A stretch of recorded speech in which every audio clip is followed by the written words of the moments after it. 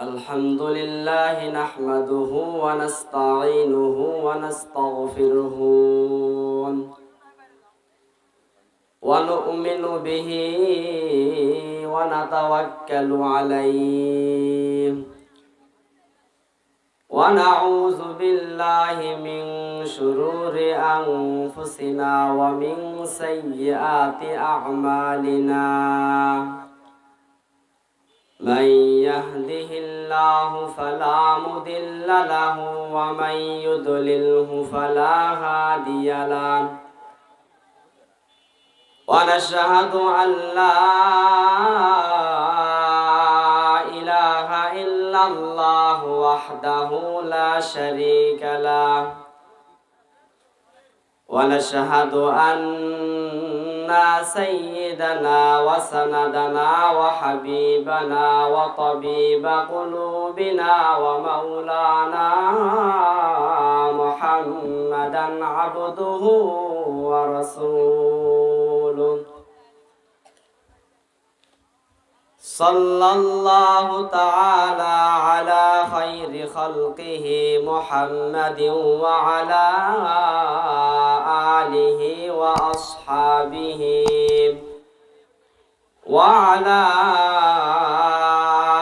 آله وأصحابه وبارك وسلم تسليما كثيرا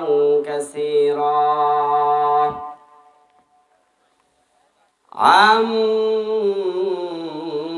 بعد فأعوذ بالله من الشيطان الرجيم بسم الله الرحمن الرحيم يا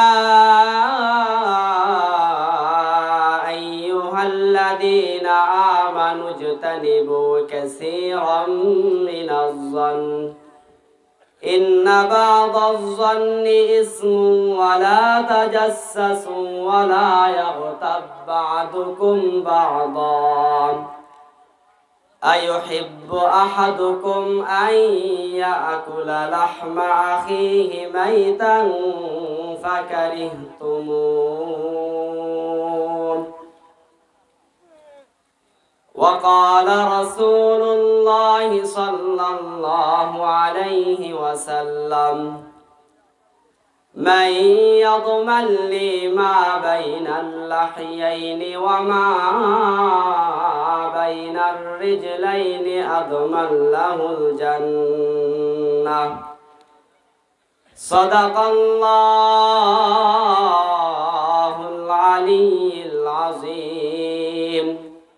وصدق رسوله النبي الكريم ونحن على ذلك من الشاهدين والشاكرين والحمد لله رب العالمين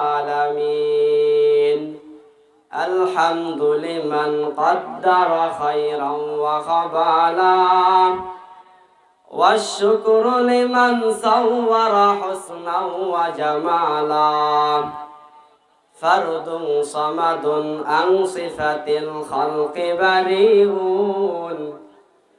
رب عزلي خلق الخلق كمالا لا شبه ولا مثل ولا كفو لمولاه لا والد لا ولد ولا عم وخالا لا ضد ولا ند ولا حد لمولاه الآن كما كان ولم يلق زوالا الأول والآخر والظاهر حقا والباطن مولاي ولا قيل وقالا السلام عليكم ورحمة الله وبركاته আপনারা সবাই কেমন আছেন? আসলে শীত অনেক বেশি, আমাদের কষ্ট হইতেছে। আমি আমার কথা বক্তব্য লম্বা করব না, সংক্ষেপে শেষ করে দিব। যেহেতু আমাদের ফজরের নামাজ আছে, ওটা আমাদের ফরজ। বুজরুক সন্তেশপুর বড় বেলকলা মসজিদ উন্নয়ন প্রকল্পে এক বিশাল ওয়াজ মাহফিল। আজকের মাহফিলের সম্মানিত সভাপতি, আজকের মাহফিলকে যারা টাকা দিয়ে, শ্রম দিয়ে, বুদ্ধি দিয়ে, মেধা দিয়ে, কষ্ট দিয়ে অর্জন করেছেন, আল্লাহ সুবহানাহু ওয়া তাআলা সবাইকে দিনের জন্য কবুল করুক। সবাই বলি আমিন। মোহতারাম হাজিরিন, আমাদেরকে মুসলিম উম্মাহ সম্পর্কে জানতে হবে, ইসলাম সম্পর্কে জানতে হবে, কোরআন সম্পর্কে জানতে হবে। আমরা মুসলমান, আজকে সারা পৃথিবীতে মুসলমানের স্থান কোথায়, মুসলমান কোথায়, এ সম্পর্কে আমাদেরকে জানতে হবে। আর এই বিষয়গুলো পেপার পত্রিকা পড়ে, খবর দেখে নয়, এগুলো কোরআন হাদিস থেকে আমাকে আপনাকে জানতে হবে। আল্লাহ রসুল সাল্লাল্লাহু আলাইহি ওয়াসাল্লাম শেষ জামানার উম্মতদেরকে নিয়ে ভবিষ্যৎবাণী করে গেছেন। আল্লাহ রসুল বলতেছেন, আন আবি হুরায়রা রাদিয়াল্লাহু তাআলা আনহু قال قال رسول الله صلى الله عليه وسلم قال بادروا بالأعمال فتنا كقطاع الليل المظلم يصبح الرجل مؤمنا ويمسي كافرا أو يمسي مؤمنا ويصبح كافرا يبيع دينه بعرض من الدنيا।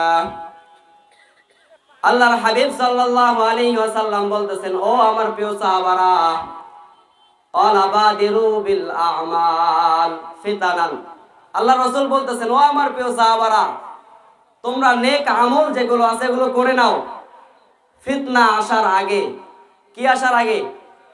ফিতনা আসার আগে নেক আমল করে নাও। এবার সাহাবায়ে কেরাম বলতেছেন, ইয়া রাসূলুল্লাহ, ফিতনাগুলো কেমন হবে? আপনি যে আমাদেরকে বলতেছেন যে ফিতনা আসার আগে নেক আমল করে নাও, তাহলে ফিতনাগুলো কেমন হবে? আল্লাহ রাসূল বলতেছেন, কাকিতাইল লাইলিল মুজলিমি, ফিতনাগুলো হবে অন্ধকার রাতের কুটুরির মতো, টুকরোর মতো। আর এই ফিতনাগুলোর ক্রিয়া এত বেশি হবে, এত মারাত্মক হবে। আল্লাহ রাসূল বলেন, ইসবিহুর রাজুলু মুমিনান, ফিতনাগুলোর ক্রিয়া এত বেশি হবে, ইসবিহুর রাজুলু মুমিনান, মানুষ সকাল করবে মুমিন অবস্থায়, ওয়া ইসবিহু কাফিরান, মানুষ রাত করবে কাফের অবস্থায়। আল্লাহ রাসূল কি বললেন? ও আমার প্রিয় সাহাবারা, তোমরা তাড়াতাড়ি নেক আমল করে নাও ফিতনা আসার আগে। এবার সাহাবা জিজ্ঞাসা করছে, ইয়া রাসূলুল্লাহ, তাহলে ফিতনাগুলো কেমন হবে? আল্লাহ রাসূল বলতেছেন, কাকিতাইল লাইলিল মুজলিমি, ফিতনাগুলো হবে অন্ধকার রাতের টুকরোর মতো। মানুষ যেমন অন্ধকার রাতে আলো ছাড়া বাইরে যেতে পারে না, সমস্যা হয়, ঠিক ফিতনাগুলো এত অন্ধকার হবে। আর এই ফিতনাগুলোর ক্রিয়া এত বেশি হবে যে ইসবিহুর রাজুলু মুমিনান, মানুষ সকাল করবে মুমিন অবস্থায়, ওয়া ইসবিহু কাফিরান। আজকে বর্তমান ফিতনাগুলো আমাদের সামনে চলে আসছে। বর্তমান, আমি ফিতনা নিয়ে কথা বলবো না, আমার মূল আলোচনায় যাওয়ার আগে আপনাদেরকে একটু বলতেছি যে আমরা কোন জামানায় বাস করতেছি, কোন দেশে আমরা বাস করতেছি। আল্লাহ রাসূল এই দেশের কথা, এই পৃথিবীর কথা, এই সময়ের কথা বলে গেছেন, ভবিষ্যৎবাণী করে গেছেন যে মানুষ সকাল করবে মুমিন অবস্থায়। আহলে কোরআন নামে একটা দল আছে, আপনারা জানেন না? কথা কয় না, জানেন কি জানেন না? জানেন। এই দলের আকীদা হলো, এটা বুঝবেন, আমি আপনাদেরকে বোঝানোর জন্য বলতেছি। এই দলের আকীদা, বিশ্বাস হলো, তারা শুধু কোরআন মানে। কি মানে? কোরআন মানে, হাদিস মানে না। আল্লাহ তাআলা কি বলতেছেন? ওয়া আতিউল্লাহ ওয়া আতিউর রাসূল, যে তোমরা যদি আমি আল্লাহকে মানতে চাও, পাইতে চাও, তাহলে রাসূলের অনুসরণ করো, রাসূলকে মানো। কথা কার? আদেশ কার? আল্লাহর। আচ্ছা, এখন যদি কেউ বলে আমি আহলে কোরআন, রাসূলকে মানি না, রসুলকে অস্বীকার করি, হাদিসকে মানি না, হাদিসকে অস্বীকার করি, তাহলে এই ব্যক্তিটা আপনি আপনার আকল দিয়ে বলেন এই ব্যক্তিরা মুসলমান না কাফের? কাফের। আমি একটু কথাটা বোঝেন, দেখেন আল্লাহ রসুল বলতেছেন যে মানুষ সকাল থাকবে মুমিন অবস্থায়, ইসবিহর রাজুলু মুমিনান, যে মানুষ সকাল করবে মুমিন অবস্থায়, ওয়াইসবিহু কাফিরান, এবং রাত করবে কাফের অবস্থায়। কোন ব্যক্তি দল করে না, অর্থাৎ আহলে কোরআন নামক দল করে না। সে সকালবেলা ঘর থেকে বের হলো মুমিন অবস্থায়, সে বিকালবেলা দলটা গ্রহণ করলো, অর্থাৎ সে এই দলের মধ্যে সামিল হলো, হয়ে এখন নিজেকে বলতেছে আমি আহলে কোরআন, আর রসুলকে মানি না, রসুলের হাদিসকে মানি না। এই ব্যক্তি যখন রাতের মধ্যে ঘরে ফিরবে, সে মুমিন অবস্থায় ফিরবে না কাফের অবস্থায় ফিরবে? আল্লাহ রসুল এই জামানার কথা বলছে কি বলে নাই? এটাই আল্লাহ রাসূল বলতেছেন, ইউসবিহুর রাজুলু মুমিনান ওয়া ইউমসি কাফিরান, আও ইউমসি মুমিনান ওয়া ইউসবিহু কাফিরান, অথবা সে রাত করবে মুমিন অবস্থায়, সকাল করবে কাফির অবস্থায়। আল্লাহ রাসূল বলেন, ও আমার প্রিয় সাহাবারা, যখন এই ফিতনাগুলো আসবে ওই সময় মানুষের অবস্থা কেমন হবে? অর্থাৎ মানুষ তার ঈমানকে, তার আমলকে দুনিয়ার সামান্য জিনিসের জন্য বিক্রয় করে দিবে, দুনিয়ার পদমর্যাদার জন্য তারা তাদের আমলকে বিক্রয় করে দিবে, ঈমানকে বিক্রয় করে দিবেন। আল্লাহ রাসূল বলতেছেন, ইয়াবিউদিনাহু বিআরাদিম মিনাদ দুনিয়া, তারা দুনিয়ার পদমর্যাদার জন্য, দুনিয়ার সামান্য চিজের জন্য তার ঈমানটাকে বিক্রয় করে দিবে। আজকে আপনি অবাক লাগবেন যে বাংলাদেশে হাজার হাজার পরিবার ইসলাম ধর্ম ত্যাগ করে তারা খ্রিস্টান হয়ে গেছে। অনেক আছে, অনেক, এগুলো আমাদের নজরে আসে না। তারা দুনিয়ার সামান্য জিনিসের জন্য তাদের ঈমান, আমল, দুনিয়া আখিরাত সব শেষ করে দিবে। অপর এক হাদিসে আল্লাহ রাসূল বলতেছেন, যেমন একটা জামানা আসবে যে জামানায় শুধু ইসলাম থাকবে নামে। হাদিসটি হযরত আলী রাদিয়াল্লাহু তাআলা আনহু বর্ণনা করতেছেন।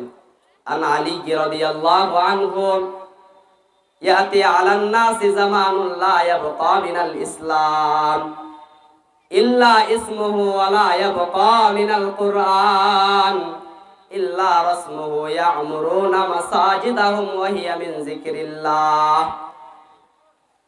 আলী রাদিয়াল্লাহু তাআলা আনহু বলতেছেন যে মানুষের জীবনে একটা এমন যুগ আসবে, এমন সময় আসবে। আন আলী রাদিয়াল্লাহু আনহু, ইয়াতি আলান নাস, মানুষের জীবনে একটা যুগ আসবে, এমন একটা সময় আসবে, লা ইয়াবকা মিনাল ইসলাম, ইসলাম শুধু বাকি থাকবে নামে। কিসে বাকি থাকবে? নামে। ওয়া লা ইয়াবকা মিনাল কুরআন, কুরআন শুধু বাকি থাকবে খতে। আজকে সারা পৃথিবীতে 200-250 কোটি মুসলমান। আল্লাহ রাসূল এই জামানার কথা বলছেন যে ইসলাম শুধু বাকি থাকবে নামে, যে নাম ছাড়া ইসলামের আর কোনো কিছু অবশিষ্ট থাকবে না।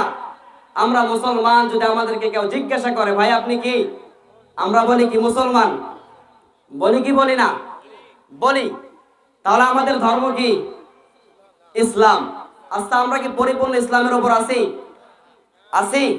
আল্লাহ রাসূল এটাই বলতেছেন, যেমন একটা সময় আসবে, লা ইয়াবকা মিনাল ইসলাম ইল্লা ইসমুহু, ইসলাম শুধু বাকি থাকবে খতে, অর্থাৎ নামে বাকি থাকবে। আমরা মুসলমান, আমাদের ধর্ম ইসলাম, এটাই শুধু বাকি থাকবে, আর কিছু থাকবে না। অথবা ওয়ালা ইয়াবকা মিনাল কুরআন ইল্লা রাসমুহু, কোরআন শুধু খতে থাকবে। এই কোরআন আমরা পড়ি, শুধু খতে থাকবে। এই কোরআনের কোনো আইন, কোনো বিধান এই জমিনের মধ্যে কায়েম করা হবে না। মোহতারাম হাজিরিন, আমরা এমন এক জামানায় বাস করতেছি। এই জামানা সম্পর্কে আপনাকে আমি একটু ধারণা দিলাম যে আমরা কোন জামানায় বাস করতেছি। তা আমি আমার আজকের আলোচনার বিষয়ে ঢুকি। আমি আপনাদের সামনে একটি হাদিস তেলাওয়াত করেছি কোরআনে কারীম থেকে, অসংখ্য অগণিত আয়াত থেকে একটি আয়াত তেলাওয়াত করেছি। সূরাতুল হুজুরাত আয়াত নাম্বার 11। এই আয়াতে আল্লাহ তাআলা গীবতের কথা বলেছেন। আরেকটি হাদিস আমি আপনাদের সামনে তেলাওয়াত করেছি। আল্লাহর রাসূল এই হাদিসে দুইটি বিষয়ের কথা বলেছেন। তা আল্লাহ সুবহানাহু ওয়া তাআলা কোরআনে কারীমে বলতেছেন, ইয়া আইয়ুহাল্লাযীনা আমানু জাতানিবু কাসীরাম মিনাজ-যন্ন ইন্না বা'দায-যন্নি ইসমু ওয়া লা তাজাসসাসু ওয়া লা ইয়াগতাব বা'দুকুম বা'দা।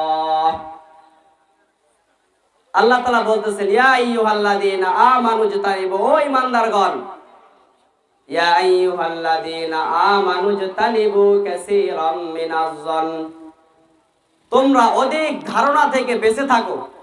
ইন্না বা'দায-যন্নি ইসম, কেননা অনেক ধারণা হইতেছে গুনাহ। ওয়ালা তাজাসসাসু, আর তোমরা গোপন বিষয়ে অনুসন্ধান করিও না। আদেশকার আল্লাহ তাআলা বলতেছেন, ও ঈমানদারগণ, গীবত এটা একটা আঞ্চলিক ভাষা আমরা মনে করি, কিন্তু এটা কত মারাত্মক একটা বিষয় এটা আমরা মনে করি না। এটাই আল্লাহ বলতেছেন, ও ঈমানদারগণ, তোমরা অধিক ধারণা থেকে বেঁচে থাকো। ইন্না বা'দায-যন্নি ইসম, কেননা অনেক ধারণা হইতেছে গুনাহ। ওয়ালা তাজাসসাসু, আর তোমরা গোপন বিষয়ে অনুসন্ধান করিও না। আল্লাহ বলতেছেন, ওয়ালা ইয়াগতাব বা'দুকুম বা'দা, আর তোমরা একে অপরের গীবত করিও না। গীবত করলে কি হবে? আল্লাহ বলতেছেন, ওয়ালা ইয়াগতাব বা'দুকুম বা'দা আইয়ুহিব্বু আহাদুকুম, তোমরা কি কেউ এটা পছন্দ করো? আল্লাহ তাআলা বলতেছেন, ও আমার বান্দারা, তোমরা কি কেউ এটা পছন্দ করো? আইয়ুহিব্বু আহাদুকুম আইয়াকুলা লাহমা আখিহি মাইতান ফাকারিহতুমু, যে তোমরা তোমাদের মৃত্যু ভাইয়ের গোশত খাবা। আমি একটা উদাহরণের ক্ষেত্রে আপনাদেরকে বলি, আপনারা যখন মাহফিলে আসেন, আসার পথে একটা গেট ছিল। আচ্ছা, এই গেটের সামনে যদি একটা বিশাল বড় মৃত গরু রাখা আছে, আজকের মাহফিলের যারা কমিটি, তারা যদি ওই মৃত গরুটাকে নিয়ে এসে কাচ্চি বিরিয়ানি পাক করে, কি বিরিয়ানি? কথা কয় না, কি বিরিয়ানি? কাচ্চি বিরিয়ানি। খিচুড়ি খাইতে খাইতে মুখের অবস্থা খারাপ, খিচুড়ি আর ভালো লাগে না, এই জন্য কাচ্চি বিরিয়ানি বললাম। যদি মাহফিল কমিটি মৃত গরু দিয়ে কাচ্চি বিরিয়ানি পাক করে, করার পর মাহফিল শেষে আপনাদের হাতে একটা করে দেয় প্যাকেট, আপনারা নেবেন? গোশত কিসের ছিল? মৃত গরুর। নেবেন না? যদি মাহফিল কমিটি প্যাকেটের সঙ্গে একটা স্পিরিট দেয় অথবা দই দেয়, নেবেন আপনারা?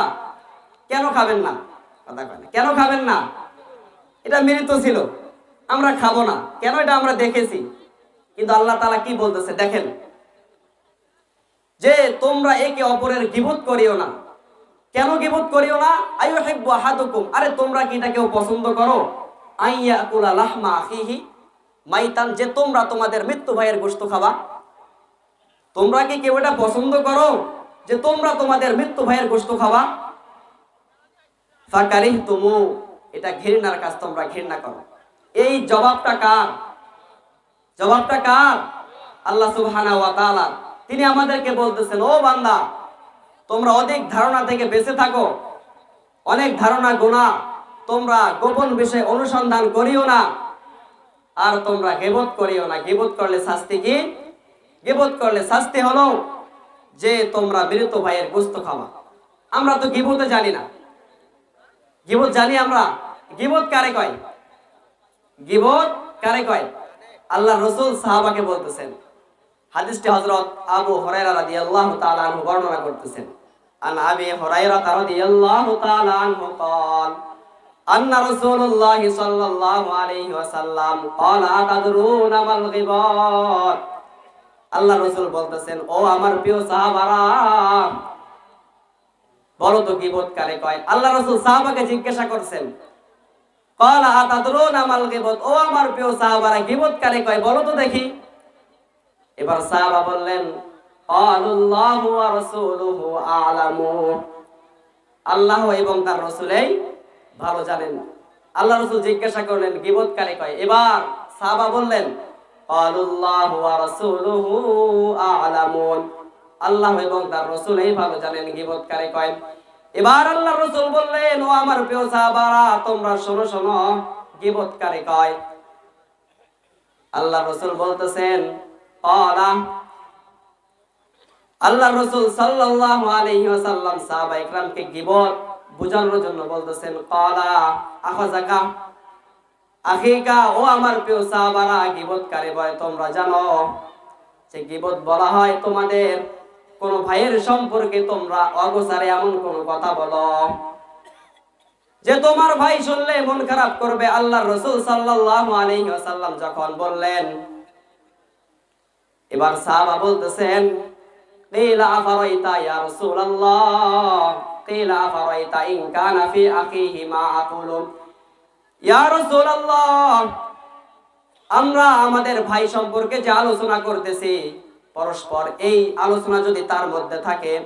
এবার আল্লাহর রাসূল বলতেছেন, ক্বালা ইন কানা ফীহি মা তাকুলু ফাকাদ ইগতাবতুহু।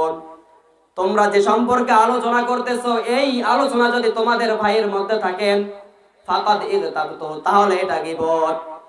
ওয়া ইল্লাম ইয়াকুন ফীহি মা তাকুলু ফাকাদ বাহাত্তু, আর যদি তোমরা যে সম্পর্কে আলোচনা করতেছো এটা যদি তোমাদের ভাইয়ের মধ্যে না থাকে তাহলে এটা অপবাদ। এবার গীবত বুঝছেন কারে কয়? আল্লাহ রাসূল সাহাবা ইকরামকে গীবতের কথা বললেন। এবার গীবত করলে কিছু ফজিলত আছে। কি আছে? আমি আপনি গীবত করি তা আল্লাহ ফজিলত দিবেন না? কথা কয় না। শাস্তি আছে না ফজিলত আছে? শাস্তি। আল্লাহ রাসূল সাল্লাল্লাহু আলাইহি ওয়াসাল্লাম বলেন, আমি যখন মেরাজে যাইতেছি এমন সময় আমি কতিপয় মানুষের সামনে দিয়ে গেলাম। আমি দেখলাম ওই মানুষগুলোর আঙ্গুলিগুলো ছিল তামার। আল্লাহ রাসূল বলতেছেন, ও আমার প্রিয় সাহাবারা, আমি যখন ওই মানুষগুলোর সামনে দিয়ে গেলাম দেখলাম তাদের আঙ্গুলিগুলো ছিল তামার, আর তারা নিজের আঙ্গুলি দিয়ে তার নিজের গোশত, তার নিজের মুখের মাংস ছিঁড়তেছে আর ভক্ষণ করে খাইতেছেন। এবার আল্লাহ রাসূল দেখে বললেন, হযরত জিবরাইলকে জিজ্ঞাসা করলেন, ও ভাই জিবরাইল, এরা কারা? এবার জিবরাইল বললেন, ইয়া রাসূলুল্লাহ, ইয়া হাবিবাল্লাহ, এরা হলো ওই ব্যক্তি যারা দুনিয়াতে গীবত করত। ইমাম বাইহাকী রাহিমাহুল্লাহ বলেন যে আল্লাহর রাসূল সাল্লাল্লাহু আলাইহি ওয়াসাল্লাম বলেন যে গীবত হলো জিনার চেয়েও নিকৃষ্টতম গুনাহ। গীবত হলো জিনার থেকেও নিকৃষ্টতম গুনাহ। এবার সাহাবা আরজ করলেন, ইয়া রাসূলুল্লাহ, ইয়া হাবিবাল্লাহ, গীবত কিভাবে জিনার থেকে নিকৃষ্টতম গুনাহ হয়? এবার আল্লাহ রাসূল বললেন, ও আমার প্রিয় সাহাবারা, গীবত এজন্য জিনার থেকে বেশি নিকৃষ্টতম গুনাহ যে বান্দা যখন কোন মানুষের গীবত করেন, যতক্ষণ পর্যন্ত ওই মানুষের কাছ থেকে সে ক্ষমা না নেবে আল্লাহ তাআলা তাকে ক্ষমা করবে না। আর গীবতের চর্চা বেশিরভাগ আমাদের এক সমাজের নারীদের কাছে হয়ে থাকে, ঠিক কিনা? এরা এটা বড় পছন্দ করে। পুরুষেরা সকালবেলা ফজরের নামাজের পর ক্ষেত খামারে চলে যায়, আর এরা একটু রান্না বান্না করে, এদের কাজ থাকে না। এরা শুধু মানুষের দোষ আলোচনা করে, অপরের দোষ চর্চা করে। এজন্য আল্লাহ রাসূল বলতেছেন, হযরত আবু সাঈদ খুদরি রাদিয়াল্লাহু তাআলা আনহু বলেন যে আল্লাহর রাসূল বলতেছেন, ও নারীর দলেরা, আমি যখন জান্নাত জাহান্নাম সহ অনেক আশ্চর্য জিনিস দেখলাম, আমি যখন জান্নাতের দিকে তাকালাম তখন দেখলাম জান্নাতের অধিকাংশ গরিব অসহায় মানুষ, আর আমি যখন জাহান্নামের দিকে নজর করলাম দেখলাম জাহান্নামের মধ্যে অধিক অধিক অধিক বেশি নারী। এবার নারীর দলেরা বলল, ইয়া রাসূলুল্লাহ, ইয়া হাবিবাল্লাহ, জাহান্নামে নারী যাওয়ার কারণ কি? আল্লাহর রাসূল বলতেছেন, তোমাদের মধ্যে দুইটি দোষ বিদ্যমান আছেন। তোমরা দুইটি দোষকে লালন করো তোমাদের বুকের মধ্যে। এক নাম্বার হলো তোমরা অধিক পরিমাণ লানত করো, দুই নাম্বার হলো তোমরা স্বামীর অবাধ্য চলাচল করো। এজন্য আল্লাহর রাসূল বলতেছেন, ও নারীর দলেরা, তোমরা এজন্য জাহান্নামে যাবা। প্রথম নাম্বার হলো এরা বেশি বেশি করে লানত করে, দ্বিতীয় নাম্বার হলো এরা স্বামীর অবাধ্য চলাফেরা করে। এজন্য আল্লাহর রাসূল বলতেছেন নারীরা সবথেকে বেশি জাহান্নামে যাবে। কথায় কথায় বলবে যে আপনি যদি মারা যেতেন, আপনার যদি এই অঘটন ঘটতো, যদি এটা হতো ওটা হতো, তারা এরকম কি করে? লানত করে। আল্লাহর রাসূল বলতেছেন, ও নারীর দলেরা,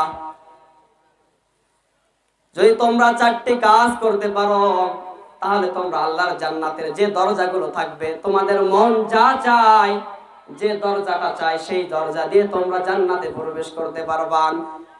আল্লাহ রাসূল বলেন, ও দুনিয়ার নারীরা, তোমাদেরকে চারটা কাজ করতে হবে। এক নাম্বার হলো আল মারআতু ইযা সাল্লাত খামসাহা, আপনি, আপনার মেয়ে আছে, বাবা হিসাবে আপনার দায়িত্ব আপনার মেয়েকে মেনটেন করা। আল্লাহ রসুলের এই মেসেজটা বাবা হিসাবে আপনার মেয়ের কানে দেওয়া, বড় ভাই হিসাবে আপনার বোনের কানে দেওয়া, স্বামী হিসাবে আপনার কর্তব্য দায়িত্ব আপনার স্ত্রীর কাছে এই 4টা কথা বলা। আর ছেলে হিসাবে আমার আপনার দায়িত্ব যে আমাদের মা বোনদেরকে এই কথাগুলো বলা। আজকে বড় আবেগ নিয়ে বলতেছি, বড় কষ্টের সঙ্গে বলতেছি ভাই, আজকে এমন হয়ে গেছে নারী সমাজ যে এরা বোঝে না জান্নাত, এরা বোঝে না জাহান্নাম। আজকে হয়তো মুসলমান আমরা পুরুষ, আমরা মসজিদে এসে ওয়াজ নসিহত শুনি, মাঠে ময়দানে ওয়াজ নসিহত শুনি, শুনে আমাদের মধ্যে একটা ইসলাহ নিয়ে আসছে আমরা। কিন্তু নারী জাতি বড় কঠিন বিপদের মধ্যে আছে। তারা স্লোগান করে যে আমাদের অধিকার, আমাদেরকে পালন করতে দাও। অথচ আল্লাহ রসুল বলেন আল মারআতু ইযা সাল্লাত, ও দুনিয়ার নারীরা তোমরা জান্নাতে যাবা, এর জন্য তোমাদেরকে 4টা কাজ করতে হবে। কয়টা কাজ? বাবা হিসাবে মেয়েকে বলবেন, এই মেসেজটুকু মেয়ের কানে দিবেন। স্বামী হিসাবে স্ত্রীকে বলবেন, ও আমার প্রিয়তমা স্ত্রী, আল্লাহর রসুল বলেছেন তুমি যদি 4টি কাজ করো তাহলে আল্লাহর জান্নাতের যে দরজাগুলো আছে, তোমার মন যেটা চায় তুমি ওই দরজা দিয়ে জান্নাতে প্রবেশ করতে পারবা। সুবহানাল্লাহ। তা আমরা বলবো তো ইনশাআল্লাহ। প্রথম নাম্বার হলো আল মারআতু ইযা সাল্লাত খামসাহা, ও দুনিয়ার নারীরা, আল্লাহ রসুল বলেন ও দুনিয়ার নারীরা তোমরা 5 ওয়াক্ত নামাজ পড়ো। কয় ওয়াক্ত? আমরা 5 ওয়াক্ত পড়ি, ওরা 6 ওয়াক্ত পড়ে। কয় ওয়াক্ত পড়ে? 6 ওয়াক্ত। ফজর কাটে ঘুমে, জোহর আসর কাজ কামে, মাগরিব কাটে ওদের টিভির পর্দার সামনে। কিসের পর্দা? কথা কয় না। টিভি আপনাদের বাসায় নাই? আপনারা নিয়ে আসছেন না টিভি? বাসায় দিছেন, ওদের জন্য ডিশ কিনে দিছেন, ওয়াইফাই দিছেন, কত সুন্দর ব্যবস্থা করে দিছেন। আরে মিয়া, আমি আপনি যদি নারীকে সংশোধন না করি, বাবা হিসেবে যদি মেয়ের দায়িত্ব আমি আমার কাঁধে না নেই, তাহলে ওই নারী একা জাহান্নামে যাবে না, আমাকে নিয়ে যাবে, বাবাকে নিয়ে যাবে। যদি বাবা না থাকে, যদি বড় ভাই থাকে, এটা বড় ভাইয়ের দায়িত্ব, ইমানি দায়িত্ব যে আমার বোনকে বলা, যদি বোন কোনো অশ্লীল বেহায়াপনা কাজ করে এই গুনার দায়ভার তার ভাই হবে, তার ভাইকে নিয়ে সে জাহান্নামে যাবে। যদি স্বামী থাকে, স্বামীর দায়িত্ব হলো, তার স্ত্রীর কর্তব্য হলো যে স্বামীর আদেশ মানা, আর স্বামীর কর্তব্য হলো স্ত্রীকে শাসন করা। যদি এরকমটা না করে তাহলে ওই স্ত্রী একা জাহান্নামে যাবে না, স্বামীকে নিয়ে জাহান্নামে যাবে। এই জন্য কথাগুলো বলতেছে আপনারা যেন জাহান্নাম থেকে বাঁচতে পারেন। এই জন্য এই মেসেজটা আপনাদের সামনে বলতেছে। আল্লাহ রসুল প্রথম নাম্বার বলল আল মারআতু ইযা সাল্লাত খামসাহা। প্রথম নাম্বার হলো তারা যদি 5 ওয়াক্ত নামাজ পড়ে। কয় ওয়াক্ত? 5 ওয়াক্ত নামাজ পড়বে। আপনারা আপনাদের মেয়েদেরকে, স্ত্রীদেরকে আদেশ করবেন তো ইনশাআল্লাহ? কথা কয় না। করবেন না? ওয়াজ এখানে শুনে এখানে রেখে যাবেন। এক কবি বলতেছেন ওয়াজ তো শুনতে হয় লেকিন হাম আমল তো করতে নেই। আমরা ওয়াজ শুনি, ওয়াজ শ্রবণ করি, কিন্তু কি করি না? আমল করি না। আল্লাহ রসুল বলতেছেন প্রথম নাম্বার নারীদের যে কাজ, তারা জান্নাতে যাবে। আল মারআতু ইযা সাল্লাত খামসাহা। আল্লাহ রসুল বলেন ও দুনিয়ার নারীরা তোমরা 5 ওয়াক্ত নামাজ পড়ো। 2 নাম্বার কাজ হলো ওয়াসামাত শাহরাহা, রমজান মাসের রোজা রাখো। 2 নাম্বার কাজ কি? রমজান মাসের রোজা রাখো। 3 নাম্বার ওয়া আহসানাত ফারজাহা, তোমাদের লজ্জা স্থানকে তোমরা হেফাজত করো। 4 নাম্বার হলো ওয়া তাআত বালাহা, তোমরা স্বামীর অনুগত্য করো। কে বলতেছেন?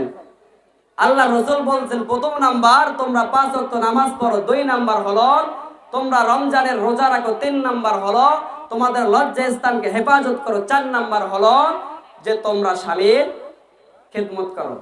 আদেশ কার এটা? আল্লাহ রসুলের। স্বামীর খেদমত করো মানে একটা হাদিস বলে সুন্দর বুঝে আসবে। হাদিসটি হযরত আবু হুরায়রা রাদিয়াল্লাহু তাআলা আনহু বর্ণনা করতেছেন। আন আবি হুরায়রা রাদিয়াল্লাহু তাআলা আনহু قال قال رسول الله صلى الله عليه وسلم লাউ কুনতু আমুরু আহাদান আন ইয়াসজুদা লি আহাদিন লা মারআতুল মারআতা আন তাসজুদা লি যাওজিহা। আল্লাহর রাসূল বলেন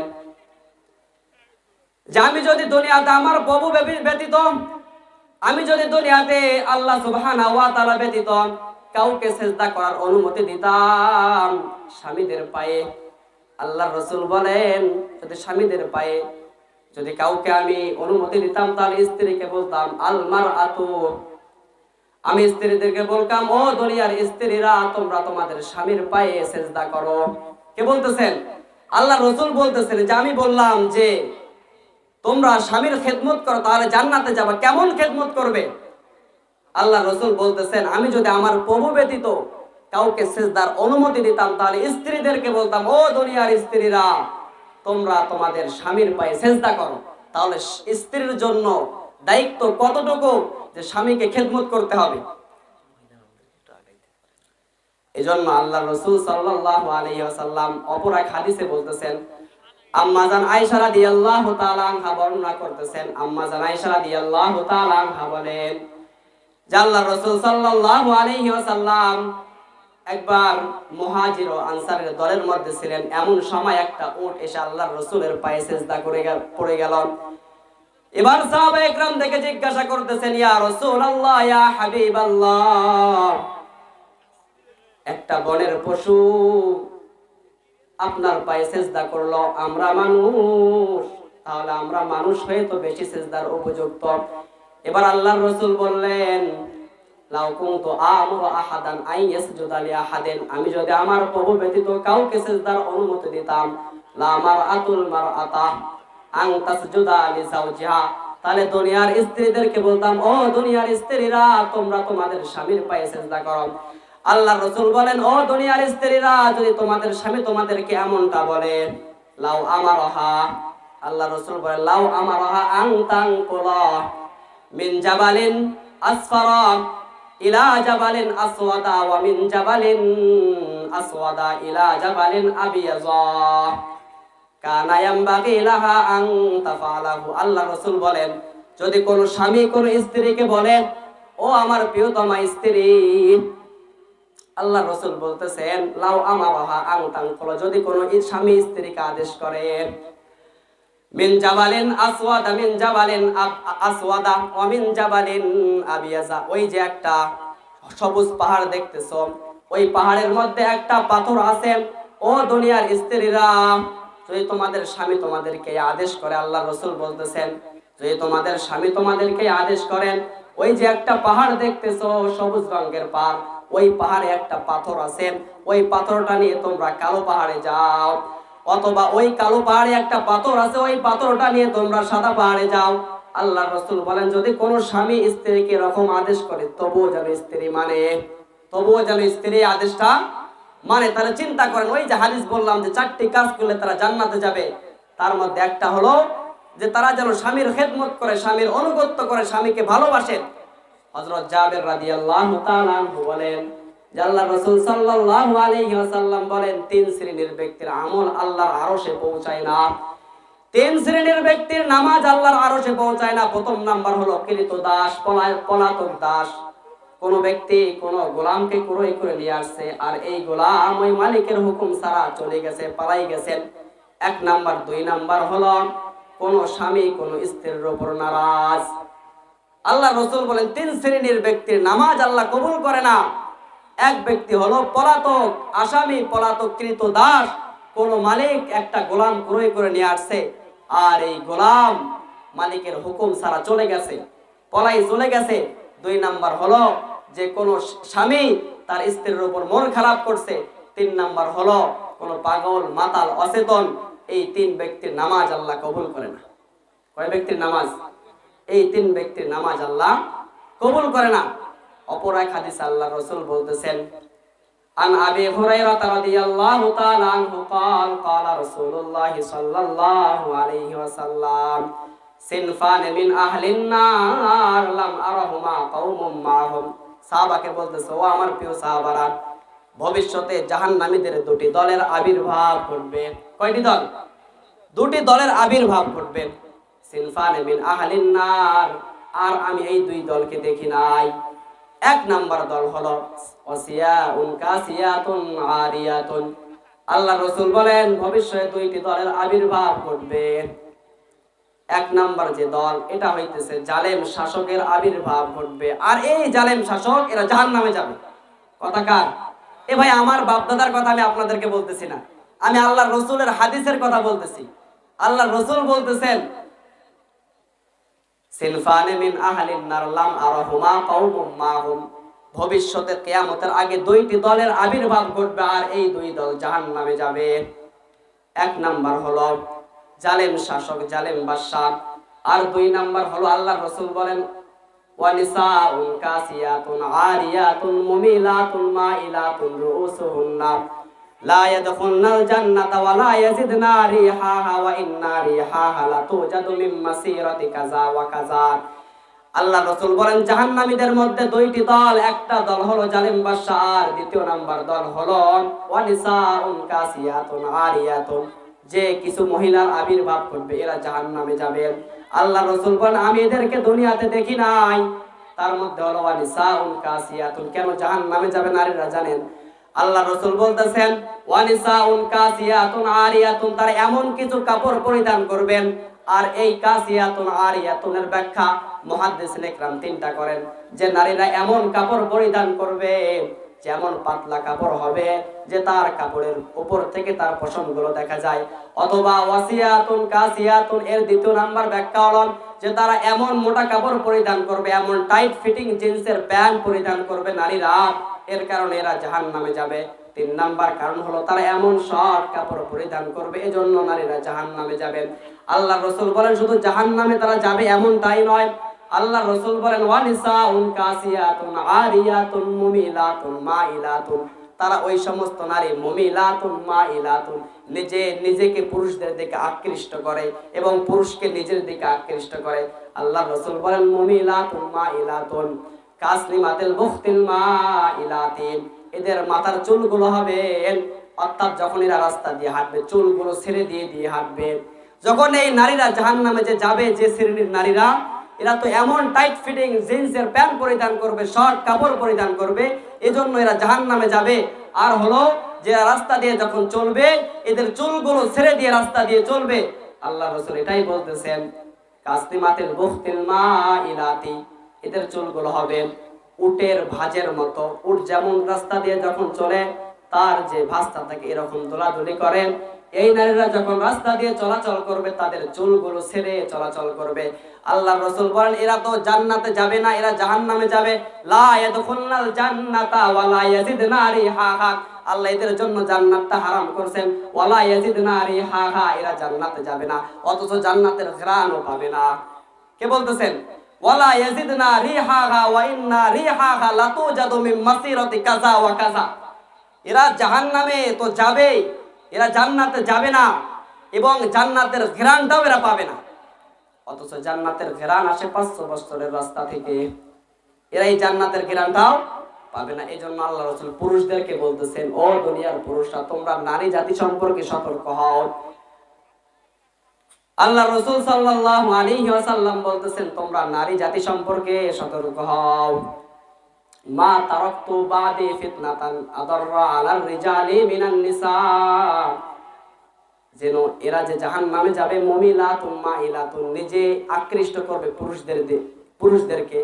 এজন্য আল্লাহ রাসূল বলতেছেন ও দুনিয়ার পুরুষরা তোমরা নারী জাতি সম্পর্কে সতর্ক হও।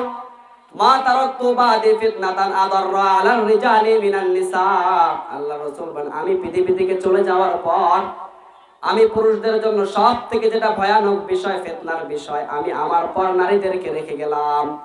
পুরুষদের জন্য সব থেকে ভয়ানক বিষয় হলো এই নারী জাতি। এই নারীর কারণে হাজার হাজার পুরুষ জাহান্নামে যাবে। আর এই হাদিসের ব্যাখ্যা মুফতি ফাইজুল্লাহ রাহমাতুল্লাহি আলাইহি এনারা ফাইজুল কালামে করেন।